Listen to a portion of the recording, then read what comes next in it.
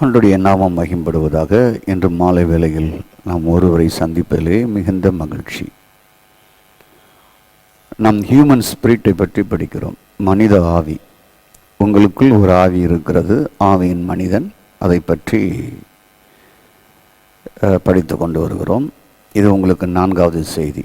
உள்ளார்ந்த மனிதன், உள்ளே வசிக்கிற ஒரு மனிதன், human spirit, secret of human spirit. நம்முடைய ஆவியை பற்றி தெரிந்து கொள்வது மிகவும் நல்லது. நம்முடைய உடலை பற்றி தெரிந்து கொள்ள வேண்டிய அவசியம் இல்லை, அது வெளிப்புறத்தில் இருக்கிறது. நம்முடைய ஆன்மா, அதில் சார்ந்திருப்பதான் மனம், உள்ளம், எண்ணம், எல்லா வடிவங்களும், உணர்ச்சிகள், உணர்வுகள். அதை பற்றியும் நாம் பிறந்தது முதல் அறிந்திருக்கிறோம். ஆவியை பற்றி என்பது நாம் குறைவாக அறிந்திருக்கலாம், சிலர் அறியாமலே இருக்கலாம். சிலர் கிறிஸ்தவ சபைகள் இருந்தாலும் அதை குறித்த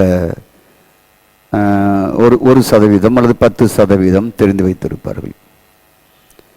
நாம் 100% தெரிந்து கொள்ள வேண்டும் என்பதற்காகத்தான் இந்த வேத ஆராய்ச்சியிலே நான் அமர்ந்தேன்.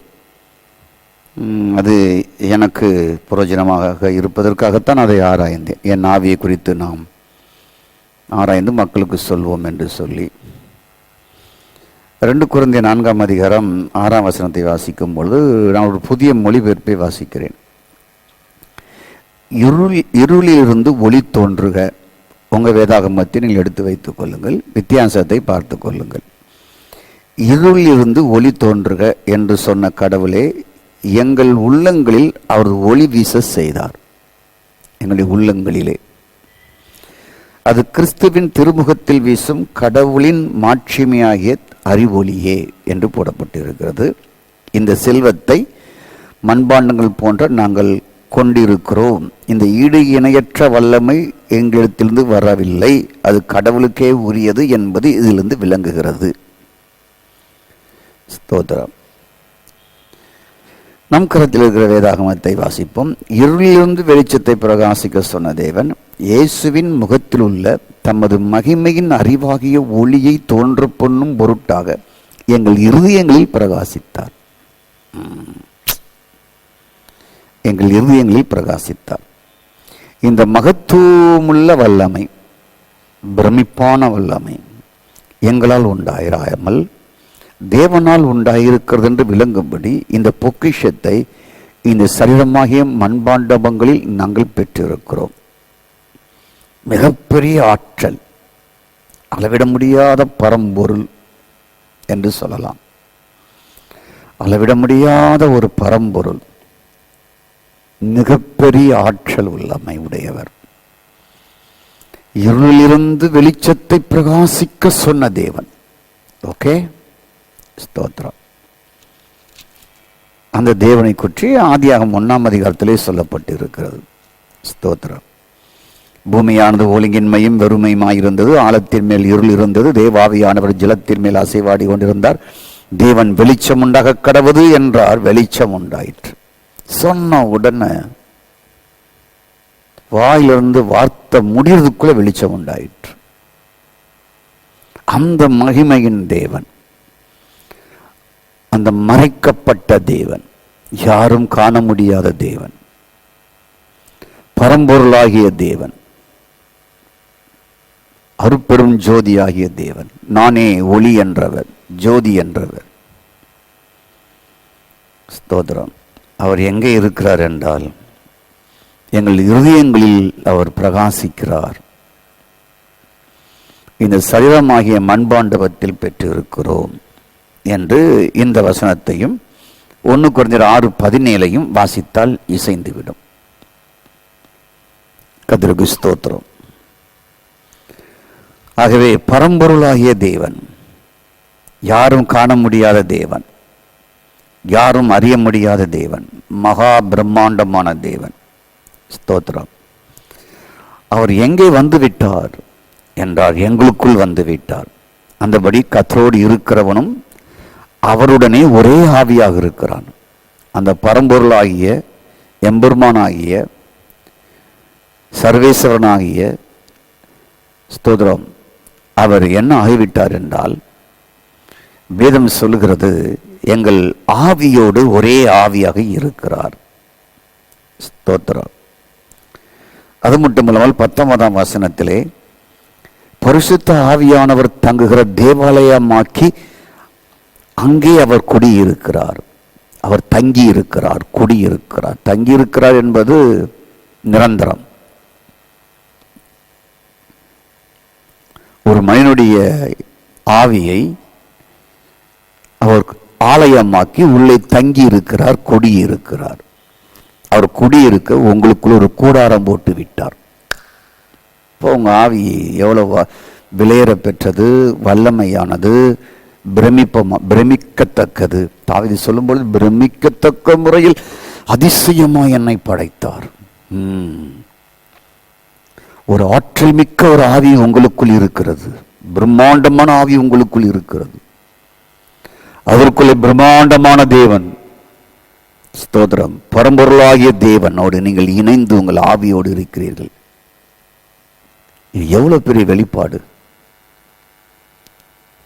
ஸ்தோத்திரம். ஆகவே கர்த்தருக்கு ஸ்தோத்திரம் உண்டாவதாக. ஏன் இப்படிப்பட்ட அமைப்பை நம்ம கொடுத்திருக்கிறார் என்றால், நாம் அவருடைய சரீரமாக, அவருடைய ஆலயமாக நாம் இருக்கிறேன் என்று அறிந்து அதன்படி வாழும்படியாகவும் கொடுத்திருக்கிறார். இந்த சரீரம் அவருடைய சரீரம், இது உங்களுடைய சரீரம் அல்ல என்று பவுலே அந்த 18ஆம் வசனத்தில் சொல்லுகிறார். 1 கொரிந்தியர் 6:18. உங்களுடைய அவயவங்கள் கிறிஸ்துவின் அவயவங்களாக என்று அறியீர்களா என்று சொல்லுகிறார். கதாவதற்கு ஸ்தோத்திரம். ஆகவே இவையெல்லாம் கிறிஸ்தவம் அறியாத ஒன்றாக, வாழாமல் இருப்பதாக இருப்பது ஒரு ஆச்சரியமானது. அப்போ ஆவிக்குரியது என்று சொல்லி திருச்சபை கிறிஸ்தவர்கள் பின்பற்றியது வேறு ஒன்றாக இருக்கிறது. வேதத்தின் பிரகாரம் பார்த்தால் உங்களுக்கு புரிகிறதா? ஆவிக்குரியது, இது ஆவிக்குரிய சபை, இது ஆவிக்குரிய உபதேசம், இது ஆவிக்குரிய சத்தியம் சொன்னதெல்லாம் ஏதோ ஒன்றாக இருக்கிறது அல்லவா? அது தவறா, தவறில்லையா? நீங்கள் தான் அதை யோசிக்க வேண்டும்.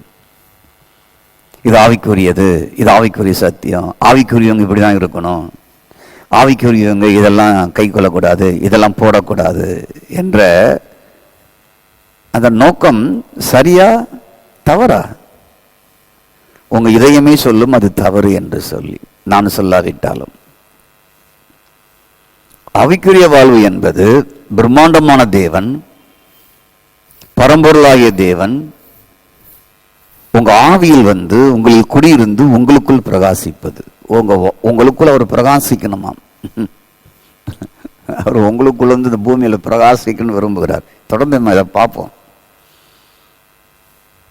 உங்க லைஃப் அப்ப எப்படி இருக்குன்னு பாருங்க. பிரம்மாண்டமான ஒரு லைஃபா இருக்கணும். ஒரு பரம்பொருளாகிய தேவனையே உங்களுக்குள் உள்ள அடக்கி இருக்கிறீங்க.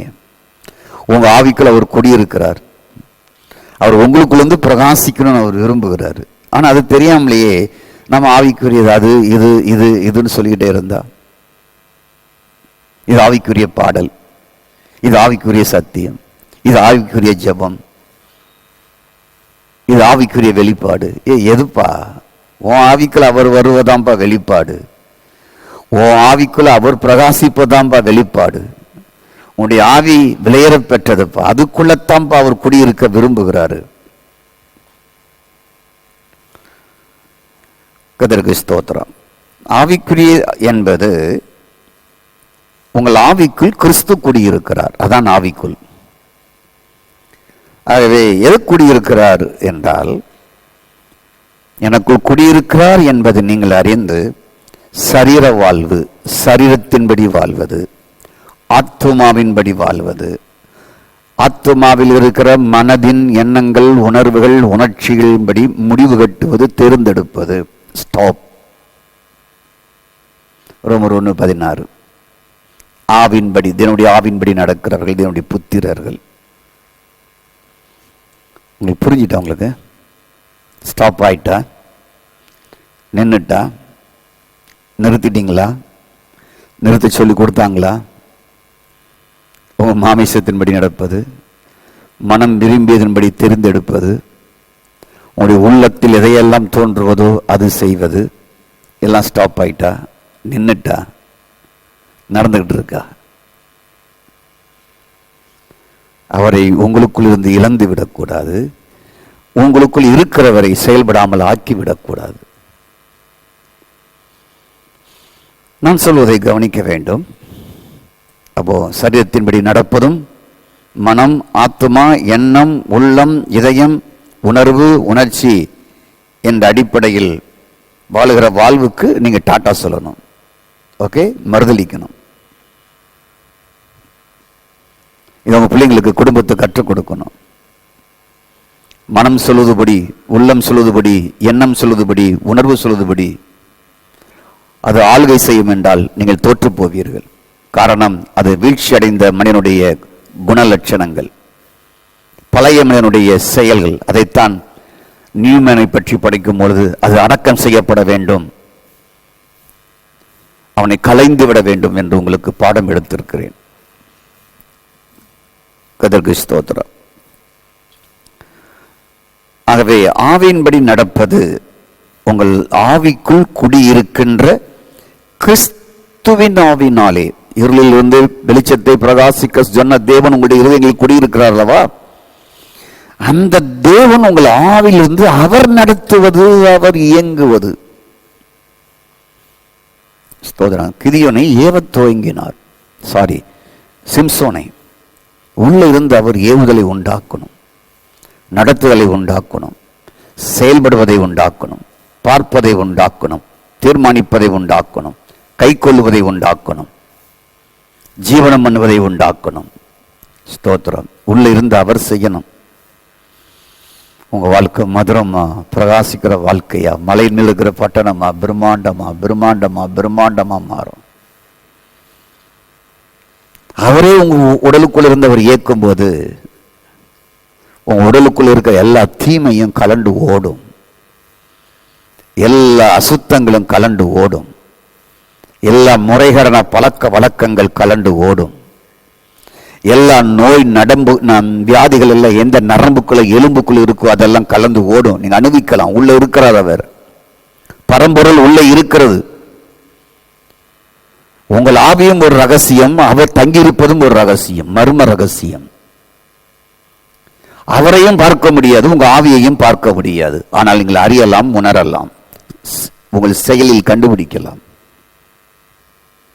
காண முடியாதவர், காண முடியாத உங்கள் ஆவிக்குள் அவர் வசிக்கிறார். அதான் மர்ம ரகசியம்.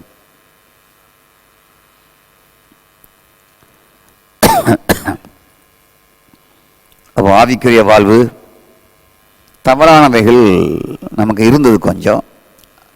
நம்ம வளர்ச்சி அடைய அதை விட்டுடணும். ஓகே, நம்ம சின்ன வயசில் கோலி விளையாண்டோம், சொப்பு வச்சு விளையாண்டோம், ஓடி பிடிச்சி விளையாண்டோம், திருடம் போலீஸ் விளையாட்டு விளையாண்டோம், பல்லாங்குழி விளையாண்டோம், சிப்பிங் கயிறு போட்டு விளையாண்டோம், கபடி விளையாண்டோம். 50 வயசு அனுபவம் செஞ்சுக்கிட்டா இருக்கிறோம். அது ஒரு 8th படிக்கிற வரைக்கும் தான் வருதுன்னு நான் நினைக்கிறேன் என் வாழ்க்கையில். 9th பிறகு கொஞ்சம் மெச்சூர்டான விளையாட்டு வந்துட்டு 10th 11th இப்படி போகும்போது என்ன ஆகிட்டுனா ரொம்ப மெச்சூர்ட் ஆகிட்டு எல்லாமே போக ஆரம்பிச்சிட்டு. ஸ்தோத்திரம். அப்போது நம்ம ஆரம்ப நாட்களில் ஒவ்வொன்றையும் கற்றுக்கொள்கிறோம். அதற்கு அந்தந்த வழியில் கடவுளை கொண்டு போகிறார். மற்ற சமயங்களில் இருக்கும்போது நான் அங்கே நல்ல காரியங்களை கற்றுக்கொண்டேன். காலையில் எழுவது, துயில் கொள்வது, கடவுளை தேடுவது, பக்திக்குரிய காரியம் செய்வது. ஒரு மார்க்கத்தில் இருக்கும்பொழுது நான் அங்கே கற்றுக்கொண்டேன். அதை விட்டு ஒரு சபைக்குள் வரும்போது இன்னும் நல்ல காரியங்களை கற்றுக்கொண்டேன். அதுக்கப்புறம் அதை விட முதிர்ந்த ஒரு ஆவிக்குரிய அனுபவத்துக்குள் வரும்போது, ஒரு ஸ்தாபனத்துக்குள் வரும்போது இன்னும் முதிர்ந்த வகைகளை கற்றுக்கொண்டேன். அதில் தான் நான் இன்னும் இருக்கிறேன். ஸ்தோத்திரம். ஆனால் நான் ஆரம்பத்திலே இருந்தவண்ணம் நான் இருக்க வேண்டும் என்பதல்ல, நாம் வளர்ந்து கொண்டே போக வேண்டியவர்கள். ஏன்? அவர் உங்களுக்குள் இருக்கிறாங்கிற கண்டுபிடிச்சாச்சு. கர்த்தருக்கு ஸ்தோத்திரம். இப்போ நாம் எடுத்த பயிற்சிகள், ஆவிக்குரிய வாழ்வு என்ற பயிற்சிகள், சத்தம் இடுவது, கூச்சல் இடுவது, சத்தமாக கத்தி தொண்டை வலிக்க பாடுவது, சத்தமாக ஜெபிப்பது, பிரசங்கம் செய்வது, ஒரு ஆவியை விரட்டுனாவே ரொம்ப கூச்சலிட்டு ஆவியை விரட்டுவது, இது தவறல்ல. அது ஒரு காலத்தில் செய்தோம், தவறில்லை. ஒரு ஆரம்பத்தில் செய்தோம். கர்த்தருக்கு ஸ்தோத்திரம். நாம் அது பழகிவிட்டோம். அப்போ நிஜமானது வரும்பொழுது, நிறைவானது வரும்பொழுது குறைவானது போய்விடுகிறது. அதான் பவுல் சொல்லுகிறார். கொரிந்து சபையிலுமே இப்படி ப்ராப்ளங்கள் இருந்தது. ஒருத்தன் கத்தனா, ஒருத்தன் அந்நிய பாஷை பேசினா, ஒருத்தன் பேயை விரட்டனா. என்னப்பா நிதானத்தோடு செய்யுங்கப்பா அப்படின்னாரு. போருங்க, நிதானமாக செய்யுங்க. ஆகவே ஸ்தோத்திரம். நிஜமானது என்னவென்றால், நம்ம கற்றுக்கொண்ட பழகி கொண்டும் அல்ல, நிஜமானது என்னவென்றால், நிஜமானது இயேசு கிறிஸ்து, தேவனுடைய ஆவியானவர், கிறிஸ்து ஆவியானவர் உங்களுக்குள் இருப்பதான் நிஜமானது. வேறு எதுவுமே நிஜமானது கிடையாது. அது ஒன்றுதான் நிஜம், அது ஒன்றுதான் ட்ரூ. ஆகவேதான் இயேசு சொன்னார், நான் உண்மையாக இருக்கிறேன், சத்தியமாக இருக்கிறேன், நான் தான் நிஜம் என்று சொன்னார். சத்தியம், உண்மை என்றால் நிஜம்.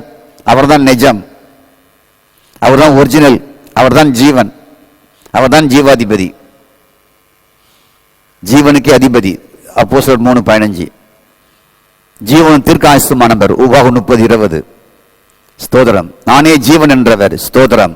யோவான் 1:5. ஸ்தோத்திரம். அப்போ நிஜம் அவர்தான், அவரை தவிர வேற எதுவுமே இல்லை. நிஜமே உங்களுக்குள்ள, உங்க ஆவிக்குள்ள இருக்கிறனா, உங்க ஆவி எவ்வளவு பெரிய, எவ்வளவு விலையேற பெற்ற ஆவி, நிஜமே உங்களுக்குள்ள இருக்குங்க. நிஜமானவரே உங்களுக்குள்ள இருக்கிறார். அப்போ நிஜமானவரே உங்க ஆவிக்குள் இருக்க அப்படின்னாலே, ஸ்தோத்திரம், மாமிசத்தின்படி நடத்துதல், மனதின்படி நடத்துதல் இல்லை. அந்த ஆவியானவரை நடத்த வேண்டும். மனதையும் சொல்லுங்க, அறிவையும் சொல்லுங்க, எண்ணத்தையும் சொல்லுங்க, உள்ளத்தையும் சொல்லுங்க, மாமிசத்தையும் ஆவியானவர் கீழ் கொண்டு வந்து வாழ்வதுதான் ஆவிக்குரிய வாழ்வு. புரிஞ்சுட்டா உங்களுக்கு? ஆவிக்குரிய வாழ்வு எங்க இருக்குன்னு, உள்ள இருக்கு. உங்க மாமிசத்தையும், உங்க எண்ணத்தையும், உங்க அறிவையும், உங்க உணர்வையும், உணர்ச்சிகளையும் இந்த பரம்பொருளாகிய பரம தேவனுக்கு கீழ் கொண்டு வந்து உங்க ஆவி மூலமா அவைகளை கீழ்ப்படுத்தி நீங்கள் வாழ வேண்டிய வாழ்க்கை தான் ஆவிக்குரிய வாழ்வு. கற்றுக்கொண்டீங்களா? பிராக்டிக்ஸில் கொண்டு வரீங்களா? பயிற்சியில் நீங்கள் செஞ்சு பார்க்குறீங்களா? செய்தி கேட்டு முடிஞ்சோன்னா மனம் சொல்லும் இதை செய்யணும். இல்லை, எனக்குள் இருக்கிற பரம்பொருள் ஆவியானவர், ஆவிகளின் தேவன் எனக்குள் இருக்கிறார், அவர் சொல்லுகிறபடி தான் நான் இயங்குவேன் என்ற சவாலாக எடுத்து செய்கிறீங்களா? நம்பர் 1 மாறுவீங்க லைஃப்பில். ஆகவே நீங்கள் தேவன் இருக்கிற இடத்திற்கு திரும்ப வேண்டும். அதான் ஆவிக்குரிய வாழ்க்கை. அவரை உங்க பக்கமாக இழுப்பதல்ல. அப்ப தேவன் இருக்கிற இடத்துக்கு திரும்பணும். அவர் எங்க இருக்கிறாரு? உங்க ஸ்பிரிட்ல இருக்கிறாரு, உங்க ஆவிக்குள்ள இருக்கிறாரு. அங்கதான் நீங்க திரும்பணும். அங்கதான் மனம் திரும்புதலே, அங்கதான் விடுதலையே, அங்கதான் வெற்றி வாழ்க்கையே, அங்கதான் தேடுவதே, அங்கதான் அறிவதே, அங்கதான் வெளிப்பாடு பெறுவதே. அப்ப தேவன் இருக்கிற இடத்திற்கு நீங்க திரும்ப வேண்டும். அப்ப தேவன் இருக்கிற இடம் எங்க? அந்த ஜப பற, இந்த ஜப வீடு, அந்த ஜப கூட்டம் அங்கேயா? அதுதான் சமாரியா அம்மாக்கிட்ட இல்லைன்ட்டாரு. ஆவினாலே தொழுகை செய் என்று சொன்னாரே, 4:22 யோவான்ல.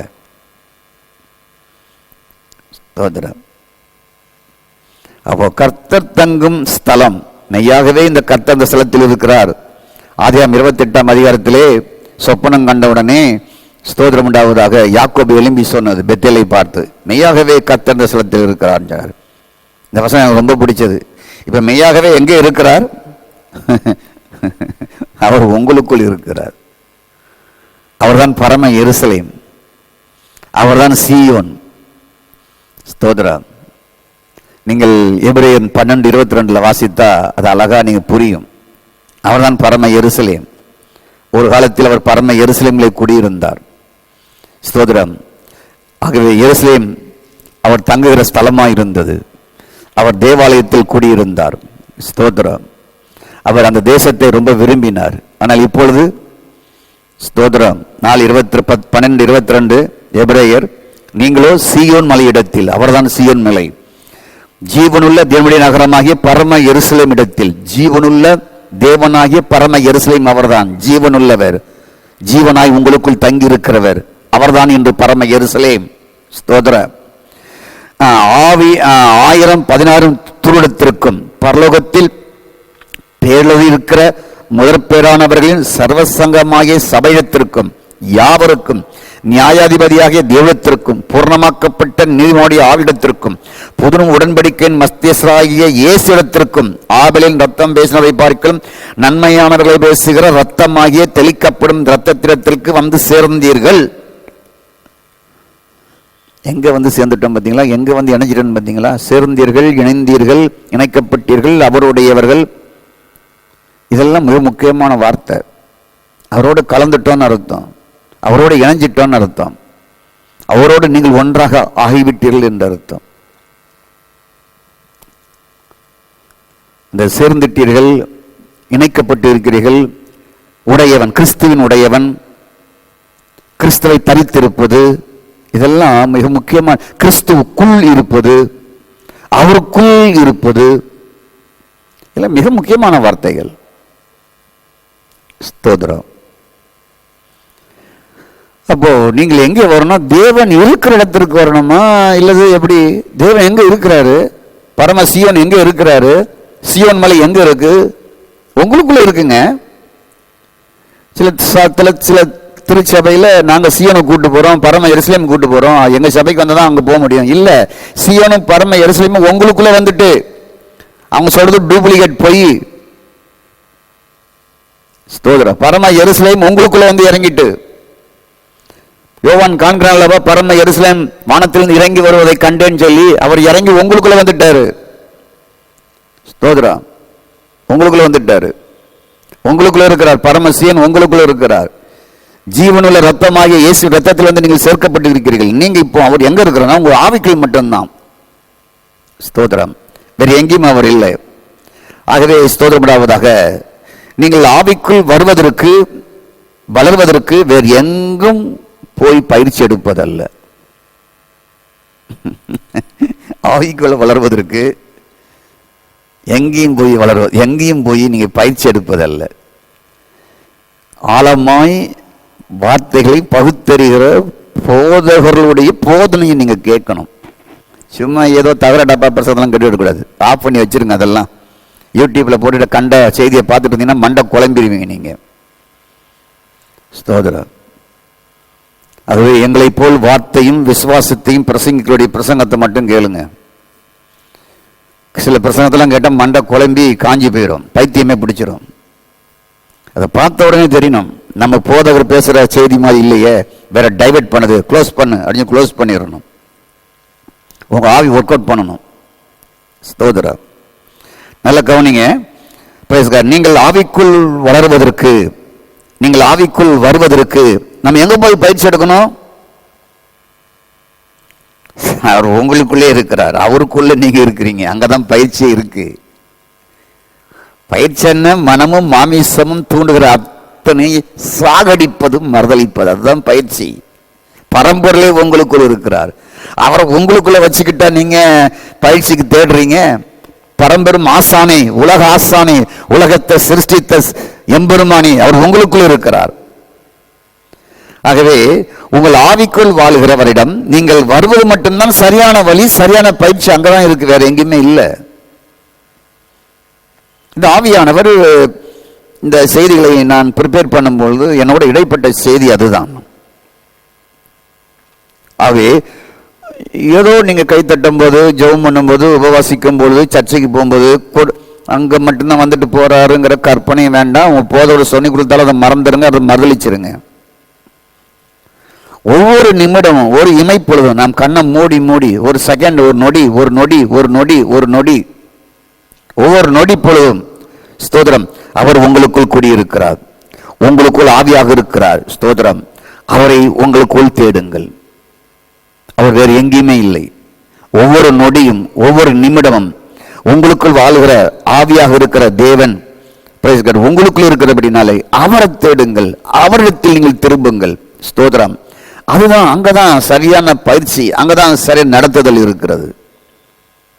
ஜெபம் பண்ணி தேவசித்தம் சொல்றேன். ஏப்பா தேவசித்தத்தை சொல்றது உனக்குள்ள இருக்கிறாருப்பா. உனக்குள்ள இருக்கிற கண்டுபிடிச்சுன்னா நான் ஜெபம் பண்ணி தேவசித்தம் சொல்றேங்கிற சொல்ல வேண்டிய அவசியமே இல்லை. உடனே தேவசித்தம் வெளிப்படும். ஸ்தோத்திரம். ஒரு குரல் தெரியல, ஆனா பக்கத்துல தமிழ் பேராசிரியர் இருக்கிறாருன்னு வச்சுக்கொள்ளுங்களேன். அவர் PhD முடிச்சிருக்கிறார், MA வாங்கியிருக்கிறாரு, அல்லது பாண்டித்யம் பெற்றிருக்கிறாரு. நம்ம அவரை வச்சுக்கிட்டு குரலுக்கு விளக்கத்துக்கு நம்ம எங்க போய் தேட? பக்கத்துல இருக்கிறாரு. ஐயா கற்க கசகர கற்ற பின் நிற்க அதற்கு தக என்னையான்னு சொன்னா அழகா சொல்லி கொடுத்துருவாரு. ஸ்தோத்திரம். ஆகவே ஆசானே உங்களுக்குள்ள இருக்கிறார், பரம்பரையிலே உங்களுக்குள்ள இருக்கிறார், பிரம்மாண்டமான தேவனே உங்களுக்குள்ள இருக்கிறார், இருளிலிருந்து வெளிச்சத்தை உதிக்க சொன்ன தேவனே உங்களுக்குள்ள இருக்கிறார், நிமிடந்தோறும் இருக்கிறார், கண் இமைக்கும் தூரத்தில் இருக்கிறார், நீங்கள் தூங்கும் போது இருக்கிறார், நீங்கள் ரெஸ்ட் எடுக்கும் போது இருக்கிறார், நீங்கள் நடக்கும் போது இருக்கிறார், நீங்கள் யோசிக்காத போதும் இருக்கிறார், நீங்கள் எண்ணாத போதும் இருக்கிறார், நீங்கள் பயணம் செய்யும் போதும் இருக்கிறார், நீங்கள் குளிக்கும் போதும் இருக்கிறார், நீங்கள் தூங்கும் போதும் இருக்கிறார். அப்போ தேவ சித்தத்துக்கு உட்கார்ந்து நான் ஜெபம் பண்ணி சொல்றேன்னு அர்த்தம். அவர் உங்களுக்குள்ளே இருக்கிறாரு.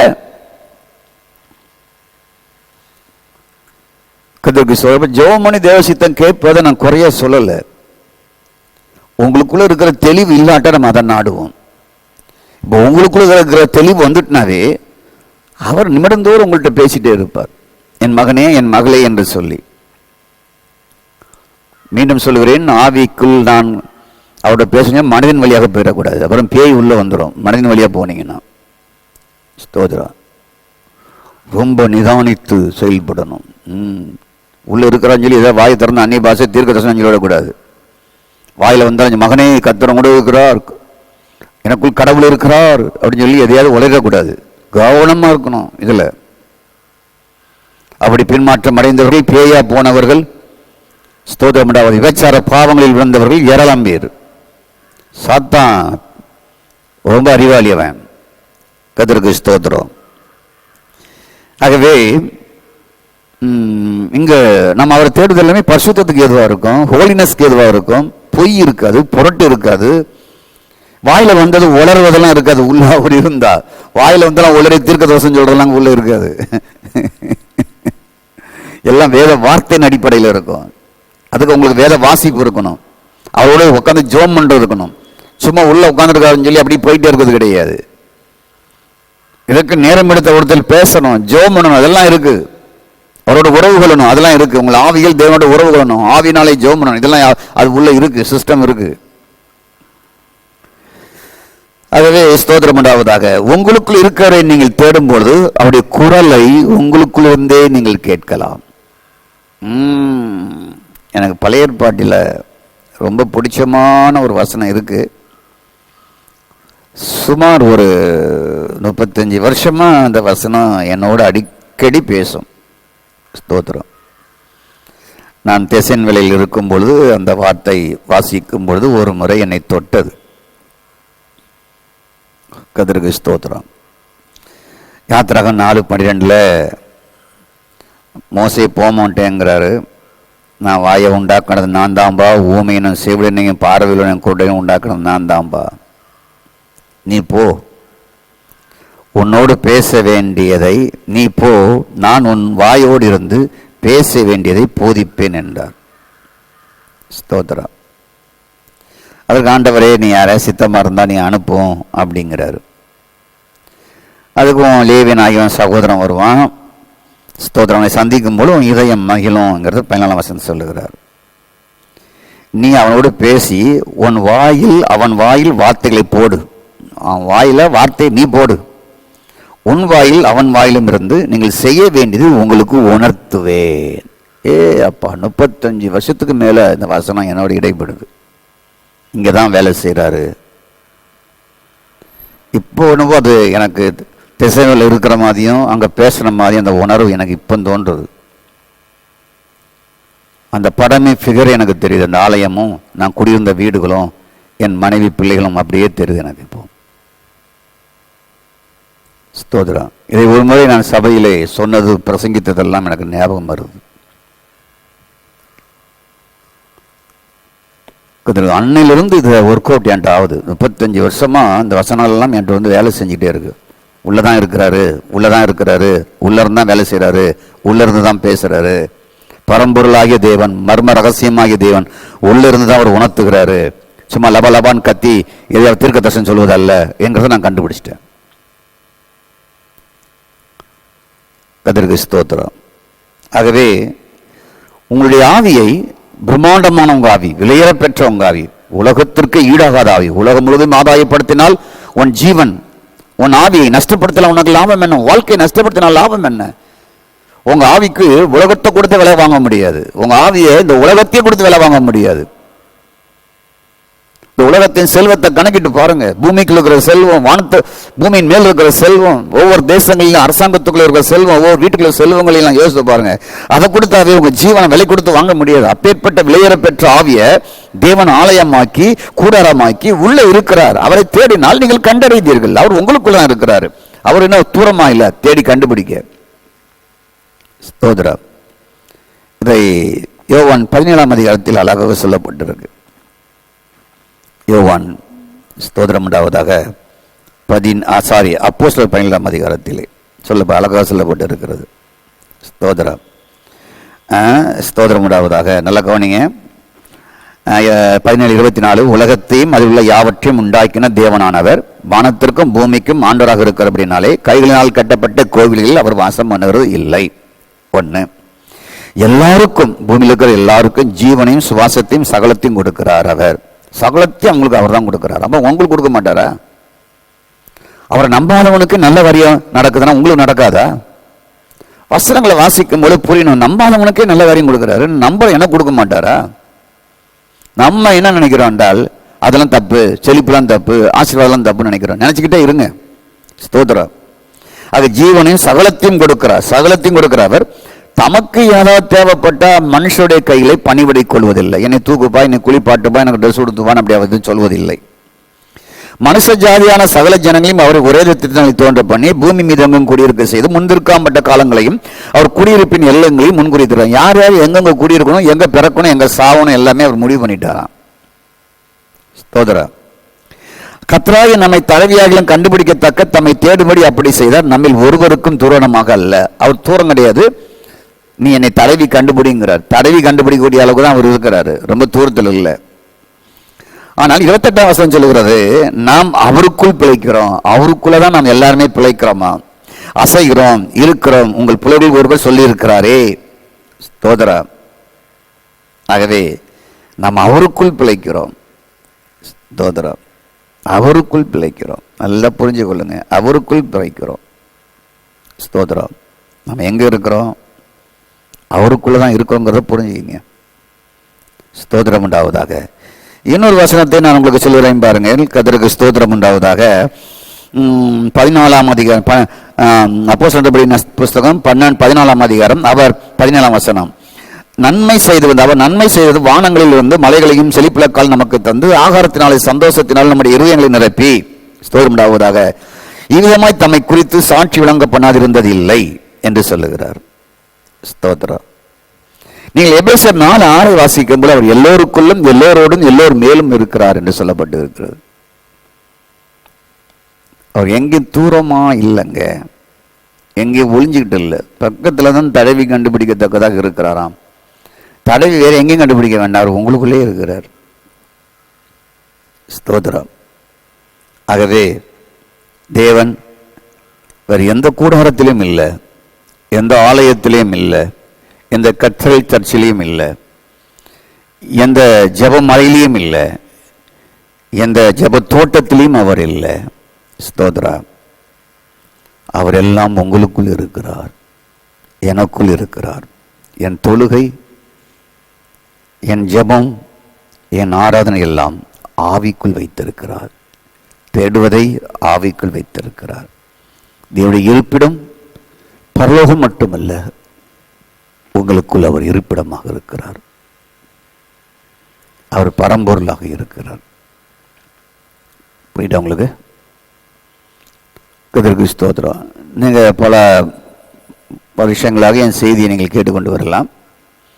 அவர் நமக்குள் இருக்கிறார் என்பதை நான் பல வசனங்கள் பல ஆண்டுகளாக நான் அதை ஆணித்தரமாக ஒவ்வொரு நிமிடமும் நான் சொல்லிக்கொண்டே வருகிறேன். நான் வேதம் வாசிக்கும் போதெல்லாம் அதை குறித்து வைத்து உங்களுக்கும் சொல்லிக் கொண்டு வருகிறேன். கர்த்தருக்கு ஸ்தோத்திரம் உண்டாவதாக. ஆகவே நன்றாக கவனிங்க. ஸ்தோத்திரம். இப்பொழுது நாம் மத்திய 28ஆம் அதிகாரம் 20ஆம் வசனத்தை எடுத்துக்கொள்ள போகிறோம். மத்தேயு இயேசு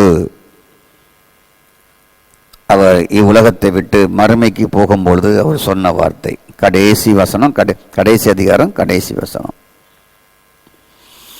நான் உங்களுக்கு கட்டளையிட்ட யாவையும் கை கொள்ளும்படி அவளுக்கு உபதேசம் பண்ணுங்கள், உலகத்தின் முடிவு பரியந்தம் சகல நாட்களிலும் உங்களோடு கூட இருக்கிறேன் என்றார். ஆமேன். இயேசு மரித்து உயிர்த்தெழுந்து அவர் பரலோகத்திற்கு போகும்பொழுது 50 நாள் 40 நாள் எல்லாருடைய கண்களுக்கும் தென்பட்டார். ஸ்தோத்திரம். அப்புறம் வானத்திலும் பூமியிலும் சகல அதிகாரம் எனக்கு குறைக்கப்பட்டு இருக்கிறது, நீங்கள் போங்கள், பிதா குமாரன் பரிசுத்த ஆவியின் நாமத்தில் தேவனுடைய ராஜ்யத்தை சொல்லி நீங்கள் அவங்களுக்கு ஞானஸ்நானத்தை கொடுங்கள், நான் கட்டளையிட்ட யாவையும் அவர்களுக்கு போதியுங்கள், கை கொள்ள செய்யுங்கள், உபதேசம் பண்ணுங்கள், உலகத்தின் மொழி பரிந்தான் சகல நாட்டிலும் நான் உங்களோட இருக்கிறேன். மிகப்பெரிய வாக்குறுதி இந்த வேதாகமத்தில். இந்த வாக்குறுதி மிகப்பெரிய வாக்குறுதி. நீங்கள் எழுதி வச்சுக்கொள்ளுங்க. 18-20 மத்தேயு சுவிசேஷ புஸ்தகத்தில் 28ஆம் அதிகாரத்தில் கடைசி வசனம். அதை ஒரு மிகப்பெரிய வாக்குறுதியை கர்த்தர் உங்களுக்கு கொடுத்திருக்கிறார். கர்த்தராகிய இயேசு கிறிஸ்து உலகத்தின் இறுதி வரை முடிவு பரியந்தம் உங்களுடன் இருக்கிறார். உங்களுடன் உங்களுடன் உங்களுடன் உங்களுடன் நம்ம என்ன சொல்லுவோம்? கடைசி வரைக்கும் நம்ம கூட யார் இருப்பாங்கிற கேரண்டி இருக்கு. கணவனாக இருந்தாலும் மனைவியாக இருந்தாலும் பிள்ளைகளாக இருந்தாலும் யாராக இருந்தாலும் எவ்வளோ காலம் வாழ்வோம், எவ்வளோ நாள் கூட இருப்பார்கள் என்பது நமக்கு தெரியாது. கடைசி வரைக்கும் யார் கூட இருப்பான்னு யாருக்கு யார் தெரியும்? அப்படி நம்ம சொல்லுவோம். ஆனால் வேதத்திலே மிகப்பெரிய வாக்குறுதி இதுதான். உலகத்தின் முடிவு பரியந்தம், முடிவு வரை, இறுதி வரை உங்களோடு இருக்கிறேன். உங்களோடு இருக்கிறேன் என்றால் உலகத்திற்கே ஈடாகாத உங்க ஆவிக்குள் அவர் இருக்கிறார். எங்க இருக்கு? 2 தீமோத்தேயு 4:22. கிறிஸ்து உங்கள் ஆவியோடு இருப்பாராக. ஸ்தோத்திரம். அப்போ உங்களுக்கு என்ன தேவை? பரம்பொருளே உங்க கூட இருக்கு. அகிலாண்டத்தையும் படைத்தவரை உங்களுக்குள்ள இருக்கிறாரு. உங்களுக்கு என்ன தேவை? ஏங்க இவ்வளவு பெரிய மகாதேவனை, பரம்பொருளை, சர்வ சிருஷ்டிகளை, மர்ம ரகசியமாக இருக்கிறவரை, யாரும் பார்க்க முடியாதாக ஆவின் உலகத்தில் இருக்கிறவரு உங்களோட இருக்கிறாரு. உங்களுக்கு வேற என்ன தேவை?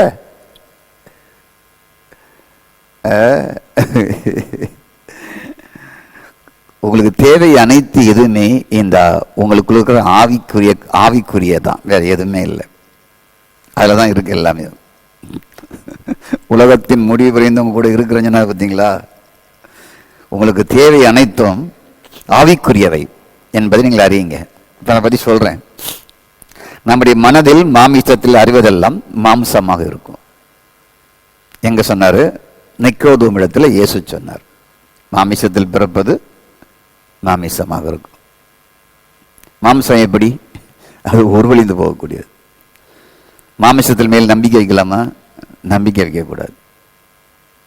அவங்களுக்கு புரிஞ்சுடா? உங்களுக்கு நீங்க யாரு? மாம்சம். உங்க வீட்டுக்கார் யாரு? மாமிசம். பிள்ளைகள் யாரு? மாமிசம். பெற்றோர் யாரு? மாமிசம். சொந்தக்காரங்க யாரு? மாமிசம். பிரசங்கம் பண்ற நான் யாரு? மாமிசம். மாமிசம் மாமிசமாகவே இருக்கும். அதில் என்ன எதிர்பார்க்க முடியும்? ஒன்றும் எதிர்பார்க்க முடியாது. நம்ம மாமிசத்தை விட்டு அடுத்த லெவலுக்கு வரணும். அதான் மிக முக்கியமானது. நிற்கும் போது மாமிசமாக வந்து நிற்கிறாரு. எப்பா, மாமிசத்தில் பிறப்பது மாமிசமாக இருக்கும். ஆதாம் வயிற்றில் பிறந்தது ஆதாமாக தான் இருக்க முடியும், வேற எதுவுமே இருக்க முடியாது. ஆதாம் வயிற்றிலிருந்து பிறந்த பிள்ளைகள் அத்தனையும் மாமிசம்தான். ஆகவேதான் இயேசு பாவ மாமிச சாயலாய் வந்து பாவம் போக்கும் பலியாக மரித்தார். எங்க ரோமர் 8:2 வசனங்கள் தெரியணும், கோக்குறதுக்கு தெரியணும் எங்கெங்க இருக்குன்னு சொல்லி. ஆகவே நம்ம மாமிசமாக இருக்கிற வரைக்கும் மாமிசமாக தான் சிந்திப்பீங்க.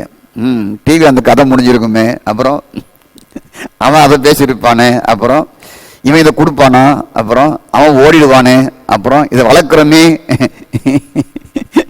இது நமக்கு கீழ்ப்படிஞ்சிருக்குமா, அதுக்கப்புறம் வளர்ந்த பொண்ணு சம்பாரிச்சு நம்மளை காப்பாற்றுமா, அப்புறம் மாமிசமாக தான் இருக்கும்.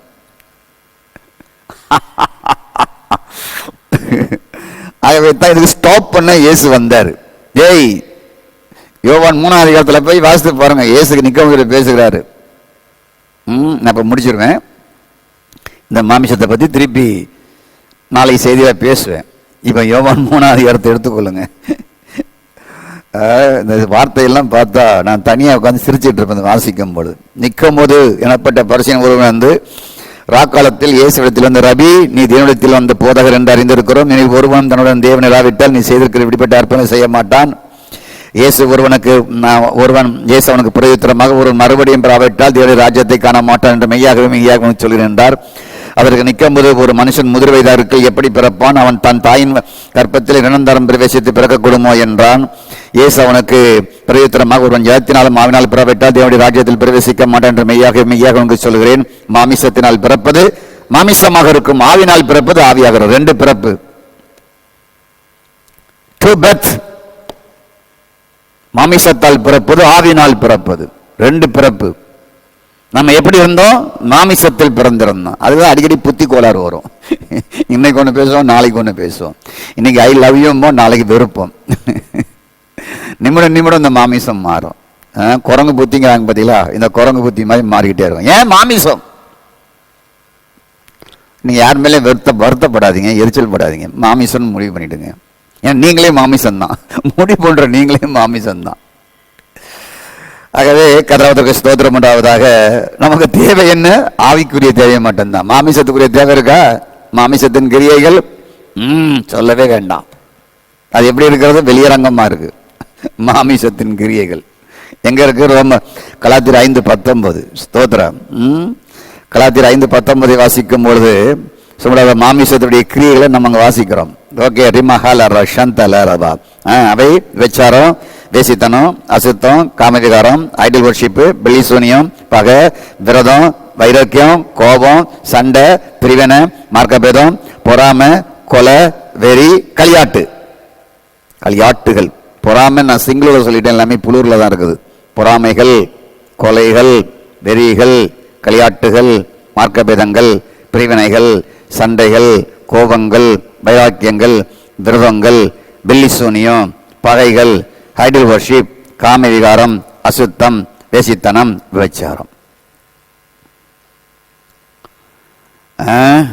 இதெல்லாம் மாமிசம். இது இல்லாத, இதுக்குள்ள இருக்கிற சுபாவம் இல்லாத மனுஷனே கிடையாது. செய்யாதவங்க இருக்கலாம், இந்த குணம் இல்லாத மனுஷன் பூமியில எவனும் கிடையாது. ஐடல் வர்ஷிப் ஏதாவது ஒன்றில் வந்திருக்கும். சூனிய புத்தி இல்லாமல் இருக்காது. யாரையுமே பகைக்காமல் நம்ம இருந்திருக்க மாட்டோம், யாரையும் விரோதிக்காமல் இருந்திருக்க மாட்டோம். கொஞ்ச நாள் பிரிஞ்சு நம்ம யாரையும் விட்டு இல்லாமல் இருந்திருக்க மாட்டோம். மார்க்க பேதம், இந்த சபை சரியில்லை, அந்த சபை சரியில்லை, அந்த ஊழியர் சரியில்லை, இந்த ஊழியர் சரியில்லை, இவன் டான்ஸ் ஆடுறான், இவன் குத்தாட்டம் ஆடுறான், இவன் கலர் லைட்டு போட்டு பிரசங்கம் பண்ணுறான், இவன் அதில் வாரான், இவன் இதில் வாரான். இதெல்லாம் மார்க்க பேதங்கள். இது மாமிசம். அவன் எதையாவது செஞ்சு ஊழியம் செய்யறான், அவனை பாராட்டு. உன் பெத்த புள்ள எப்படி இருக்காத முதல்ல பாரு. நீ ஊழியம் செய்யறியா? முதல்ல நீ ஊழியம் செய்யறியா? உன் புள்ள ஊழியம் செய்தா? ஸ்தோத்ரா. சவாலா உன் பிள்ளைகளை நீ உருவாக்க முடியுமா? உன் பிள்ளை நல்ல கீபோர்டை போட்டு பாடி ஈடி ஆட சொல்ல பார்க்கலாம். உங்க வீட்டில் உள்ள உங்க வீட்டுக்கார ஆட சொல்ல, அல்ல உன் மனைவி ஆட சொல்லி பாரு. யாரோ கேட்கறாங்களா பாப்போமே? யாரும் வரமாட்டான். கழுவு கூட வந்து எட்டி பார்க்காது, எல்லாம் ஓடியே போயிடும். நமக்கு ஒரே குறை சொல்றதான். ஏன்னா இது வந்து மாமிசம். ஸ்தோத்திரம். அதுதான் சொன்ன மாமிசத்தில் பிறப்பது மாமிசமாக இருக்கும். நமக்கு மாமிசத்தின் வெளிப்பாடு இல்லை, நான் ஆவியின் வெளிப்பாடு உங்களுக்கு கொடுக்கிறேன். மாமிசத்தின் வெளிப்பாடு சிலுவையில் அரைஞ்சு கொன்னாச்சு. மாமிசத்தின் ஆசை இச்சைகளை சிலுவை அரைஞ்சு கொன்னாச்சு. மாமிசம் கிடையாது. உங்களுக்கு தேவை என்ன? ஆவியின் தேவை, வேற ஒன்றுமே இல்லை. ஜெபமணி முடிக்கிறேன். நல்ல ஆண்டவரே, உம்மை துதிக்கிறோம். பிதா குமாரன் பரிசுத்தாவின் நாமத்தில் ஜனங்களை ஆசீர்வதிங்க. ஸ்தோத்திரம். மாமிசத்தில் பிறப்பது மாமிசமாக இருக்கும். அந்த நாட்டை ஆளுகிறவர்கள் மாமிசம், பஞ்சாயத்தை ஆளுகிறவர்கள் மாமிசம், ஆண்டவரே அலுவலகத்தில் வாழ்கிறவர்கள் மாமிசம், குடும்பத்தில் இருக்கிறவர்கள் மாமிசம், உலகத்தை ஆளுகிறவர்கள் மாமிசம். ஸ்தோத்திரம். அங்கு மாமிசம் தான் பிறக்குமே தவிர வேறு ஒன்றை நாங்கள் காண முடியாது. ஆனால் ஆண்டவர், எங்கள் தேசம், எங்கள் தேசத்தில் ஆளுகை செய்கிறவர்கள், எங்கள் குடும்பத்தில் உள்ளவர்கள், சபையில் உள்ளவர்கள், சபை மக்கள், ஒவ்வொரு மனிதன், தனிப்பட்ட மனிதனும் ஆவியின் மனிதனாய் மாற வேண்டும். ஆவிக்குரியதை பிறப்பிக்கும். ஆண்டவரை ஸ்தோத்திரம். அப்படிப்பட்ட வாழ்க்கை எல்லா மக்களுக்குள்ளையும் வைங்க ஆண்டவரை. ஸ்தோத்திரம். ஆண்டவரை, உம்முடைய பிள்ளைகளுக்குள் பரம்பொருளாகிய நீர் இருக்கிறீர். உம்முடைய வல்லமை உள்ளே இருந்து நரம்புகளையும் எலும்புகளையும் தசைகளையும் குணமாக்கட்டும் ஆண்டவர். பரம்பொருளாகிய தேவன் உங்களுக்கு உம்முடைய பிள்ளைகளுக்குள் இருந்து நல்ல குணங்களை கொடுங்க, நல்ல சுபாவங்களை கொடுங்க, நல்ல இயற்கை புத்திகளை கொடுங்க. ஸ்தோத்திரம். கிறிஸ்துவின் சுபாவத்தை உள்ள வைங்க. ஓ காட், பிசாசின் சுபாவங்கள், மாமிசத்தின் சுபாவங்கள், எண்ணத்தின் சுபாவங்கள், ஆண்டவரே மனம், இப்படிப்பட்ட செயல்பாடுகள் எல்லாவற்றையும் ஆண்டவரை மரணிக்க உதவி செய்யுங்க. அதற்காக நாங்கள் ஜெபிக்கிறோம். உடலுக்கு இருக்கிற எந்த கோளாறு இருந்தாலும் அந்த கோளாறால் நிவர்த்தி செய்யுங்க. அதற்காக நாங்கள் ஜெபிக்கிறோம். சரீர பலவீனங்கள், எலும்பு பலவீனங்கள், நரம்பு பலவீனங்கள், பரம்பரையில் நீர் உள்ள இருக்கிறீர், அவளை குணமாக்குங்கள் நான் ஜெபிக்கிறேன் ஆண்டவரே, இயேசுவின் நாமத்தில் பிதாவே. ஆமென், ஆமென், ஆமென். பரம்பொருளானவர் உங்களுக்குள் இருக்கிறார். God bless you. Thank you. நன்றி. வானத்தின் வாசல் என் இயேசையா, ஆசீர்வாதத்தின் வாசல் ஏல் பெத்தேல். இது வானத்தின் வாசல் என் இயேசையா, ஆசீர்வாதத்தின் வாசல். தலை காய்க்கும் கல் நீரையா, மூளை கல் நீர்